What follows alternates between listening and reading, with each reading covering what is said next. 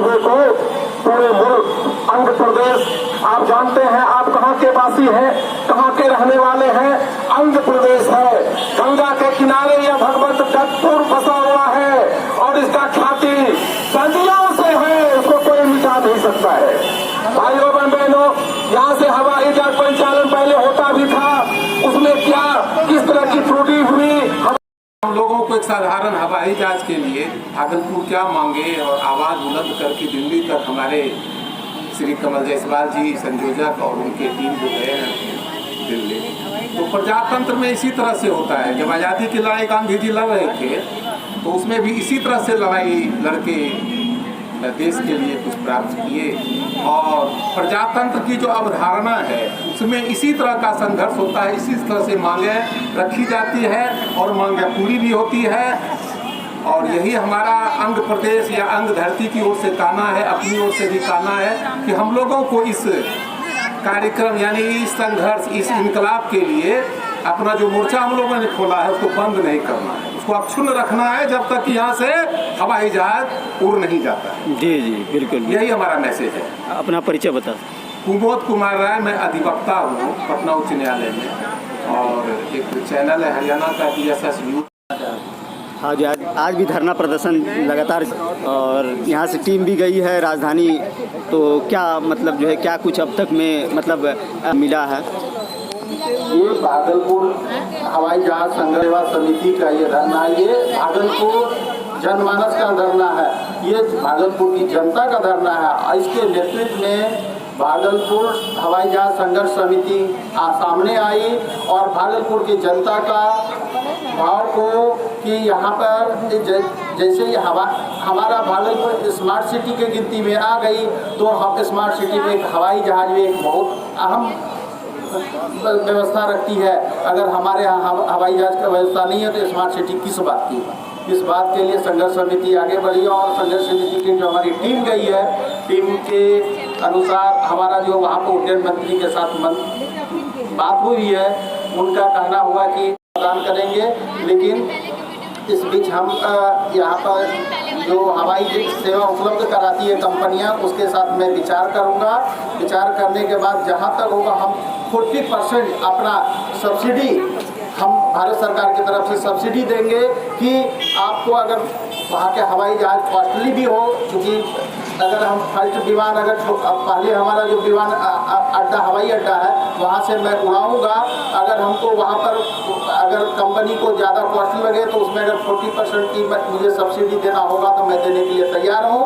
लेकिन हमको कुछ समय चाहिए, 1 महीना का समय मांगा गया उड्डयन मंत्री के द्वारा। उसके बाद हमारे चौबे जी जो मंत्री हैं उनसे भी वार्ता हुई, उनका भी कहना, वो अपने टेक्निकल टीम के साथ हमारी कमेटी की बैठक की और उसमें जो भी इशू आ रही थी उस पर चर्चा हो रही थी। उस समय तक शाहनवाज हुसैन का अपना वक्तव्य था, चूँकि जी न्यूज़ पर चल रहा था, वो न्यूज़ डायरेक्ट हम लोग यहाँ से न्यूज़ चैनल को भेजे थे, तो उनका कहना था मैं अपने उड्डयन मंत्री काल में मैं वहाँ पर गया और भागलपुर दोनों के लिए हवाई सेवा चालू करने की बात की थी, लेकिन गया में तो मैं हवाई सेवा स्टार्ट करने में सफल हो गया, लेकिन भागलपुर नहीं हो सका, इसके लिए मैं भी कुछ नहीं बता पाऊँगा।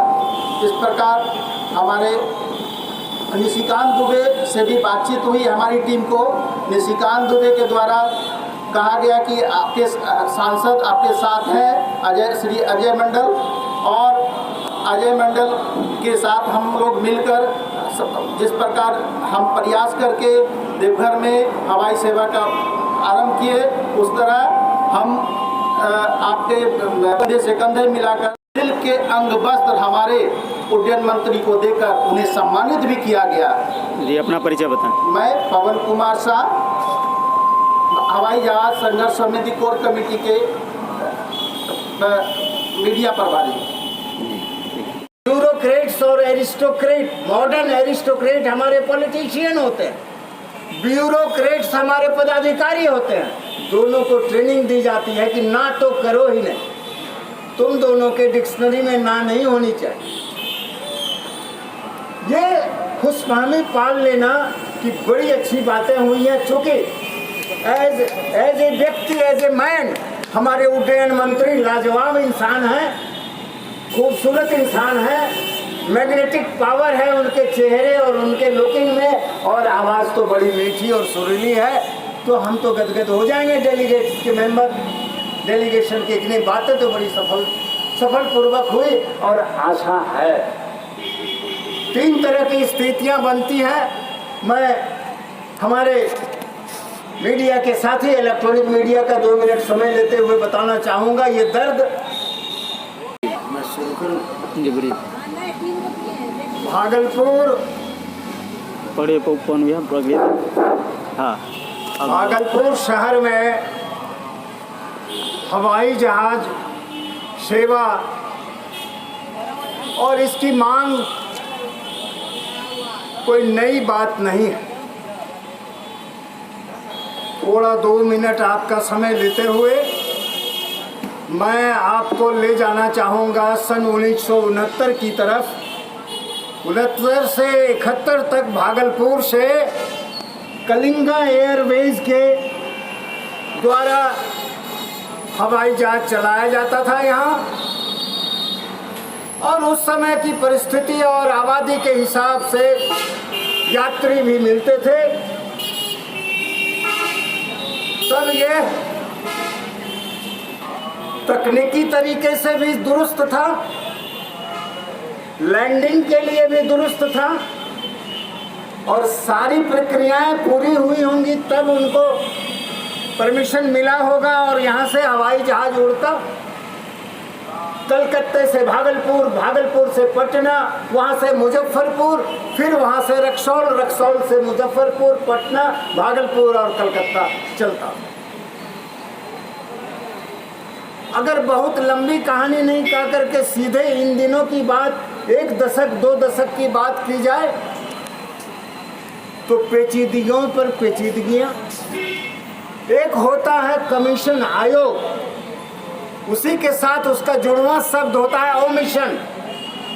तो कमीशन, उसमें छिपा हुआ है कमिटमेंट, और ओमिशन का मतलब है टालो।